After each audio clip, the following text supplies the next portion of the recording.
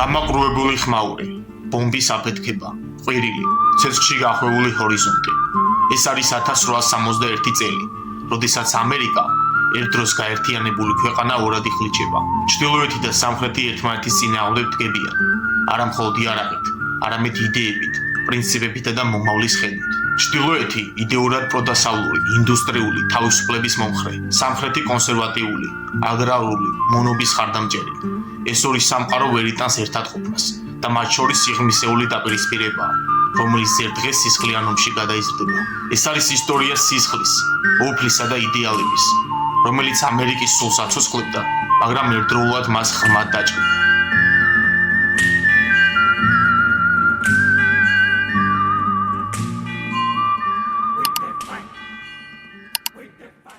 მე-19 საუკუნის შუახანებში ამერიკა სწრაფად იცვლებოდა.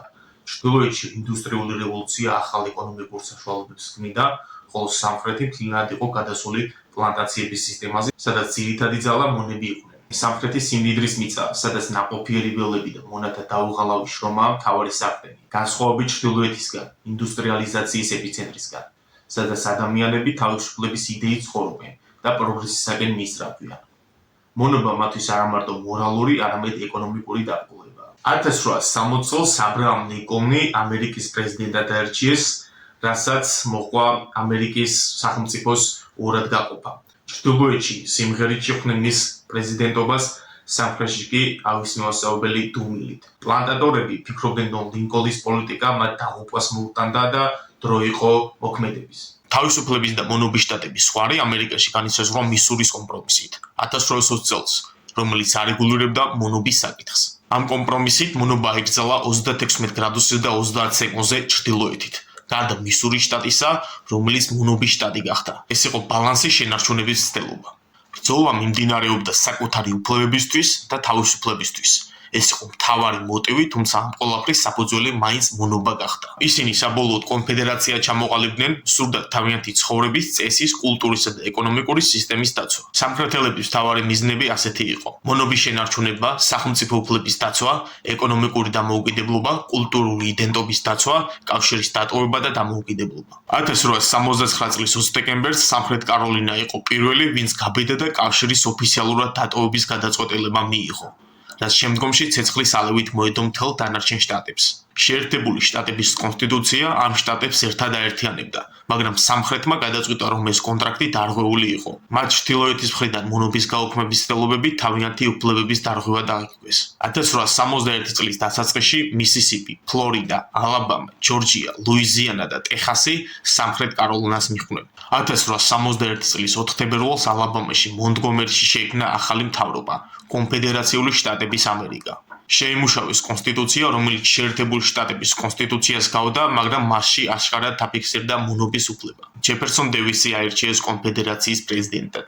დევისი იყო სამხედრო გამოცდილების მქონე და სამხრეთის ღირებულებების სიმბოლო, რომელსაც სჯეროდა, რომ ეს ახალი კავშირი სამხრეთის თავისუფლების დაცვას უზრუნველყოფდა. დროშა დაირჩიეს Stars and Bars, ლურჯი, წითელი და თეთრი ფერებით, რომელიც შტატების დამოუკიდებლობის და სუვერენიტეტის სიმბოლოდ იქცა. სამხრეთი დარწმუნებული იყო თავის გამარჯვებაში. ლიდერები თვლიდნენ, რომ ევროპული ქვეყნები, ბრიტანეთი, საფრანგეთი დაეხმარებოდნენ მათ, რადგან მჭიდრო კავშირი ჰქონდათ ვაჭრობის სფეროში. ასევე მათი სამხედრო გენერალიტეტი და ჯარი ჩრდილოეთთა სუსტ ჯარს ადვილად დაამარცხებდა. ჩრდილოეთი დაკარგავდა სურვილს დიდი ხნის განმავლობაში გაეგრძელებინა ბრძოლა, თუმცა ეს ასე არ აღმოჩნდა. 1871 წლის 12 აპრილს სამხრეთელმა ჯარმა იერიში მიიტანა ფორტ სამტერზე, რაც სამოქალაქო ომის დასაწყისი გახდა. ფორტ სამტერზე შეტევის შემდეგ ლინკოლნმა გამოაცხადა მოხალისე ჯარისკაცების მობილიზაცია. ათასობით ახალგაზრდა მამაკაცი ჩრდილოეთის შტატებიდან დათანხმდა ჯარში მონაწილეობას.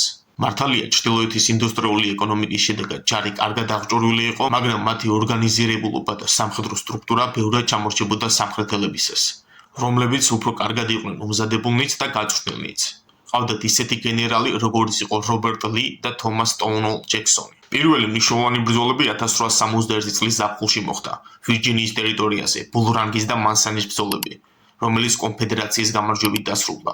ჩრდილოელები პირველი მარცხის შემდეგ მიხვდნენ, რომ მათ არ ჰქონდათ შანსი მხოლოდ სამხედრო გზით გამარჯვების. ამიტომაც გენერალმა ვილფრიდ სკოტმა შეიმუშავა გეგმა ანაკონდა. ანაკონდას მიზანი სამხრეთის პორტების ბლოკადას წარმოადგენდა, სამხრეთის შტატები ვერ ყიდიდნენ ნედლეულს და ამით განიცდიდნენ ეკონომიკურ კრიზისს. კონფედერაცია ნელ-ნელა საკვების ნაკლებობას განიცდიდა, ხოლო არმია იარაღს. გეგმა ანაკონდას მთავარი ელემენტი დასავლეთის ფრონტზე მდინარე მისისიპის ხელში ჩაგდება იყო, რაც კონფედერაციას შუაზე გაყოფდა. რის შედეგადაც რესურსების მიწოდება შეწყდებოდა. ორივე მხარემ კარგად გაიაზრა, რომ ეს ბრძოლა არ იქნებოდა მოკლევადიანი, არამედ პირიქით, გამარჯვების ფორმულა დიდხნიან სამხედრო, ეკონომიკურ და სტრატეგიულ დაპირისპირებაში იქნებოდა. ამ პერიოდში 1862 წელს მოპოვებული გამარჯვებების შედეგად ლინკოლნს საშუალება მიეცა მონობის გაუქმება გამოეცხადებინა. 1863 წლის 1 იანვრიდან კონფედერაციის მიწაზე მცხოვრები თითოეული მონა გახდებოდა თავისუფალი, რამაც მნიშვნელოვნად შეუშალა ხელი კონფედერაციის გამარჯვებას სამოქალაქო ომში. ომის დასაწყისში ლინკოლნის მთავარი გეგმა მრავალჯერ შეიცვალა, რაც ომში მიმდინარე მოვლენებმა გამოიწვია. სწორი დროა გამიხილოთ ჩრდილოეთისა და სამხრეთის სამხედრო ტაქტიკა. ჩრდილოეთსა და სამხრეთს შორის ორი ფრონტი იყო, ერთი დასავლეთით, მეორე აღმოსავლეთით. დასავლეთის ფრონტი მოიცავს მისისიპის, მისურის, ლუიზიანას, ტეხასის შტატებს, ხოლო აღმოსავლეთის ფრონტი ვირჯინიას, კაროლინას, ჯორჯიას, ალაბამას.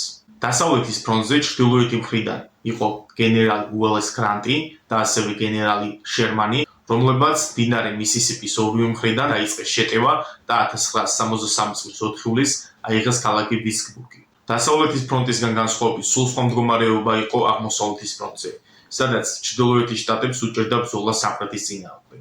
აქ ერთმანეთს ხვდნენ ჩრდილოეთის მხრიდან სუსტი გენერლები. 1861 წელს გენერლობიდან გადააყენეს ვილფრიდ სკოტი, რომელიც შედარებით კლასიკური და შუა საუკუნეების სტილის გენერალია თავისი ანაკონდას გეგმით. ლინკოლნი ეძებს ახალ გენერლებს და ერჩევს ჯორჯ მაკმილანს, რომელიც ალბათ ამერიკის ისტორიაში ყველაზე უიღბლო, წარუმატებელი და სუსტი გენერალიცაა და ამავდროულად ოდიოზური, სადგან ის თავის მართს არ აღიარებს და წლების შემდეგ დაუპირისპირდება საპრეზიდენტო არჩევნებშიც აბრაამ ლინკოლნს. აღმოსავლეთის ფრონტზე ჩრდილოეთთან მარცხით უიმეს დამსახურება ეს არის კონფედერაციის გენერალი რობერტ ედვარდ ლი, რომელიც ერთდროულად იყო დაჯილდოვებული სამხედრო ნიჭით, ტაქტიკით, ღირსებით, პიროვნულობით, კეთილსინდისიერებით, რომ ორივე მხარისთვის პატივსაცემი ფიგურა გახდა. რობერტ ლის, როგორც ღირსეულ მეტოქეს ჩრდილოელებიც აფასებდნენ. ის მიყოლებით იმარჯვეს მანასის, ფრედერიკსბურგის, კოლ-ჰარბორის, ვილდერნესის ბრძოლებში. თუმცა შეზღუდული რესურსები და ჯარისკაცთა სიმცირე მნიშვნელოვნად კრიტიკულს ხდიდა კონფედერაციის მდგომარეობას. სამოქალაქო ომის ყველაზე მნიშვნელოვანი და სისხლიანი გეტისბურგის ბრძოლა იყო 1863 წლის 1-დან 3 ივლისამდე. ეს იყო გარდამტეხი მომენტი და რობერტ ლის ყველაზე დიდი შეცდომა, რომელიც ერთმა არასწორმა გენერალ ჯორჯ პიკეტის შეტევამ გამოიწვია. მისი 12000 კონფედერატი ჯარისკაცი ჩრდილოელებმა გაანადგურეს. გეტისბურგის შემდეგ ომის ბედი პრაქტიკულად გადაწყვეტილი იყო.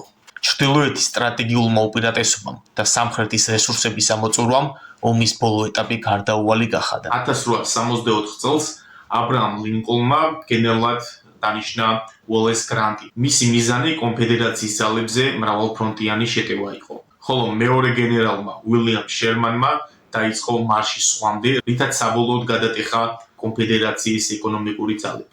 1865 წელს აიღეს პიტერსბურგი, ვირჯინიის სტრატეგიული ქალაქი. იმავე წლის აპრილში 9 თვიანი ალყის შემდეგ დაეცა კონფედერაციის დედაქალაქი რიჩმონდი. კონფედერაციის მთავრობა და ჯეფერსონ დევიცი გაიქცა. საბოლოოდ 1865 წლის 9 აპრილს გენერალმა რობერტ ლიმ ხელი მოაწერა დანებებას, რითიც ამერიკის სამოქალაქო ომი დასრულდა. ჩრდილოეთის შტატებმა გაიმარჯვა. თუმცა ომის დასრულებიდან რამდენიმე დღეში პრეზიდენტი აბრაამ ლინკოლნი ვაშინგტონის თეატრში მოკლა კონფედერაციის მომხრე ჯონ უილს ბუტმა. სამოქალაქო ომის მემკვიდრეობა მძიმე იყო. დაიღუპა 620,000-ზე მეტი ადამიანი. მთლიანად განადგურდა ქვეყნის ეკონომიკა, განსაკუთრებით სამხრეთის შტატებში. მართალია 1865 წლის დეკემბერში სრულად გაუქმდა ამერიკაში მონობა, თუმცა ამით არ დამთავრებულა რასობრივი დაპირისპირებები. პირიქით გაიზარდა სეგრეგაცია. მიუხედავად ომის სისასტიკისა, მაინც გაძლიერდა ამერიკის შეერთებული შტატების ერთიანობა და კავშირის იდეაზე თავმოყრა.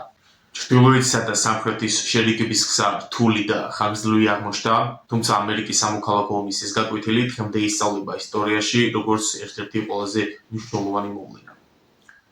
ამით ეს ჩანაწერი დასრულდა. მადლობთ ყურადღებისთვის. გამოიწერეთ არხი.